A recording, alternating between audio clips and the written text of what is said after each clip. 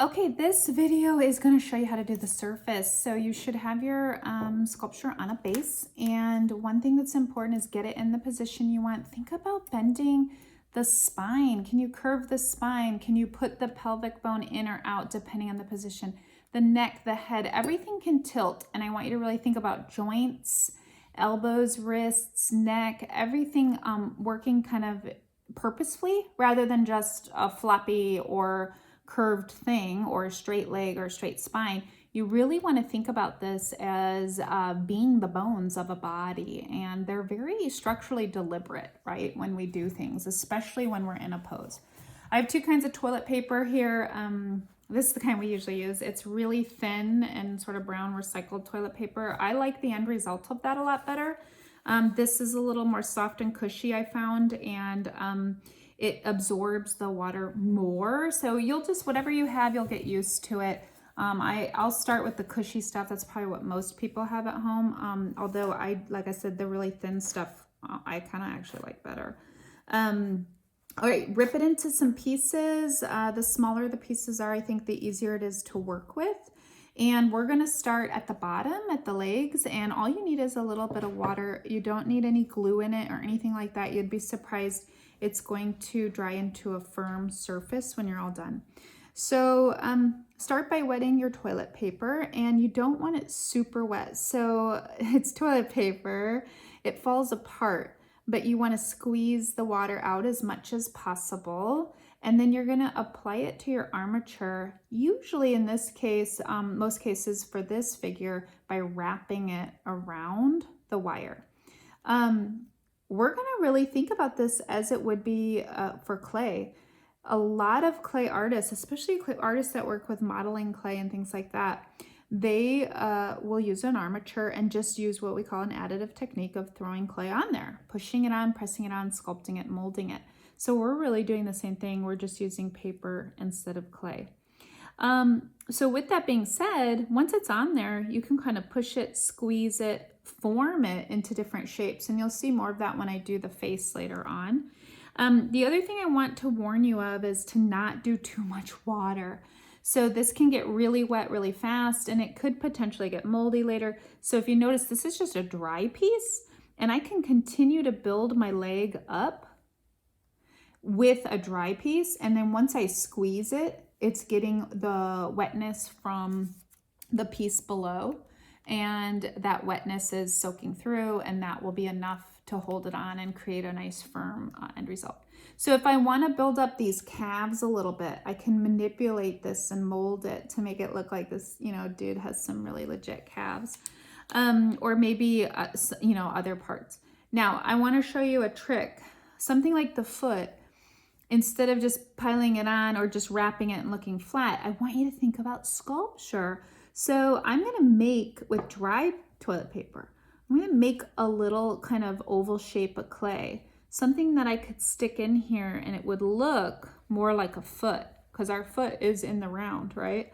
So I'm not really making this realistic, but I am referencing real life. So I'm going to put that dry piece on there and then cover it with the wet.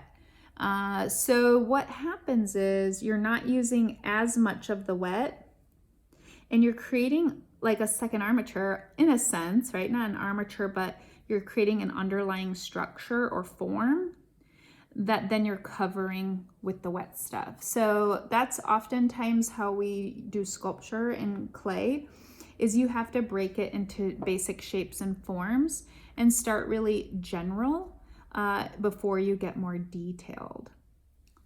So you can see that just by adding that little poof or ball in there, I've got more of a foot shape than if I would have just covered the wire. And once it's on there, I can manipulate it some more. So subtraction, addition, manipulation are three main ways of adjusting clay. And in this case, with the paper, I'm doing the same thing. I can poke it, I can prod it, squeeze it, and kind of manipulate it and form it to be the shape I want. We're going to cover the base. So you could probably use larger sheets for that, but I kind of like working with the small ones. They're easier to control. I want you to think about creating the figure go right to the base, right? You need some definition. You need definition down here so that the foot doesn't look like it's completely melting in. But I do think that similar to Giacometti's, we'll just make it look like it's all one material. That will create unity, harmony, which is one of our principles, unity, through the surface. So that texture and surface will create unity. So you can layer this on pretty quickly. Can you go too wet? Yeah, probably, especially if you're working with cardboard. It's going to start to saturate the cardboard.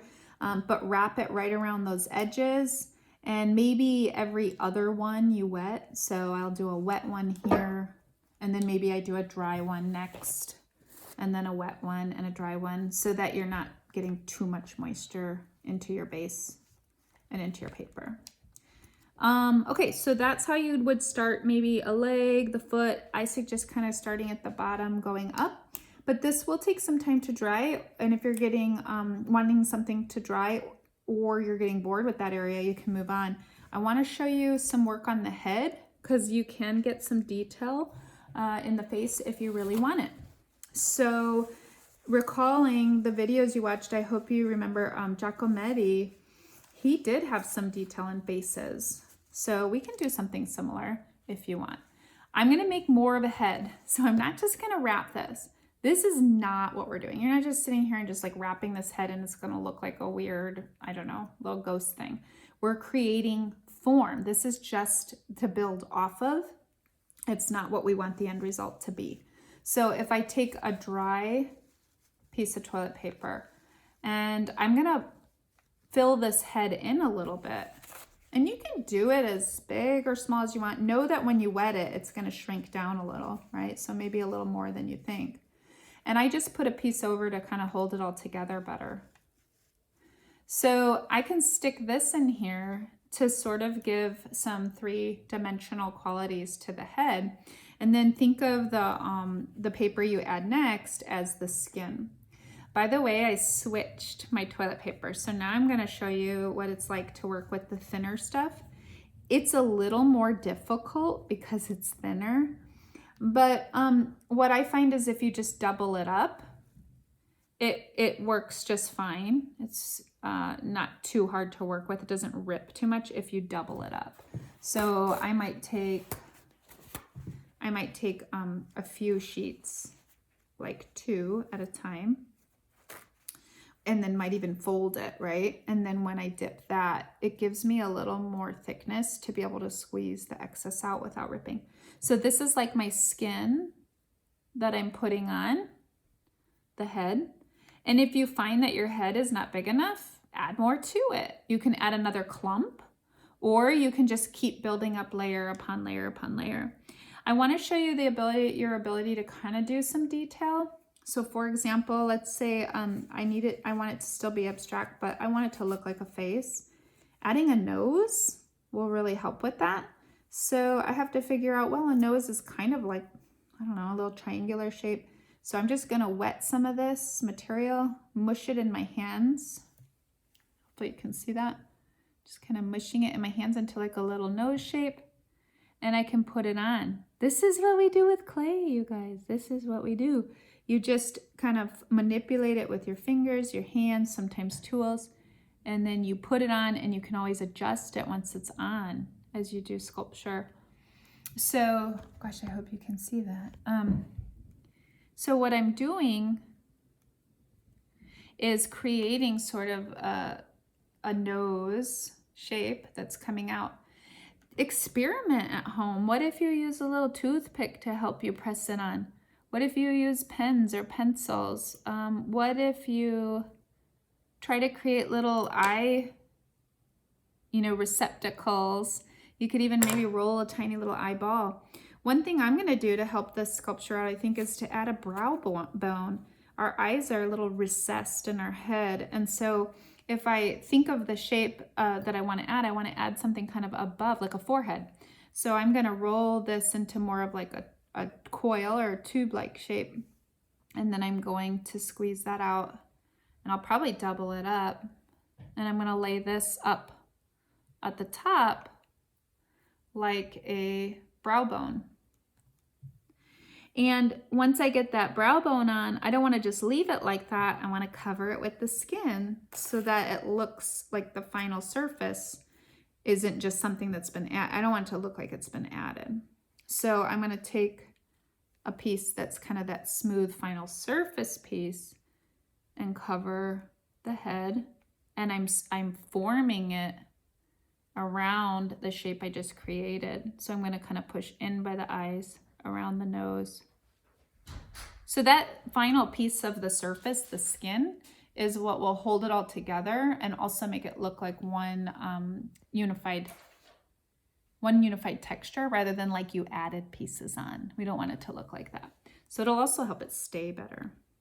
So as you work, think about detail.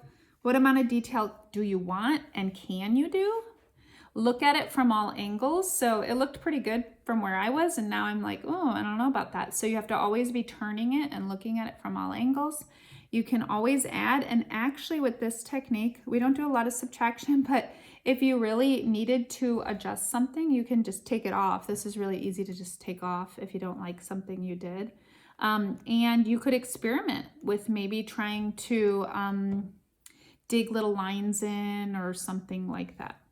So your job is to work on the surface, to build it up in a way where you're actually sculpting and not just covering the wire. So think about sculpting form rather than just covering it. And then you also have the option of doing the props. So I had told you, like, if this guy is in the position of throwing a baseball, right? I could take dry paper or dry toilet paper. I could make a ball. I could cover that. So I start with a ball shape. I could cover it with a couple of nice smooth pieces, and I could put that into a hand. I could put a mitt on this hand. I could maybe even experiment with how could I create this bottom piece to look more like grass, right? Than just smooth. So those are the things that are kind of those extensions for learning that you want to think about. And do you want to add a prop, or do you want to add any other kind of detail that's going to be expressive or go with your expression? I'm going to definitely add a chin on him because right now his face runs right into his neck. So those are the kinds of things I want you to think about in terms of sculpture, is how do I create actually like a head with a chin and a nose rather than just this like blob on top of a stick. You don't want it to look like a blob on a stick. You want it to look like a final sculpture. Alrighty, hope that you have fun with it. And it'll probably take you a full class period or two to get it exactly how you want and to refine it. And this is what it turns out like, an example of how it gets really firm. This is pretty firm. And the recycled toilet paper gets more firm than the soft stuff, but the soft stuff works great too.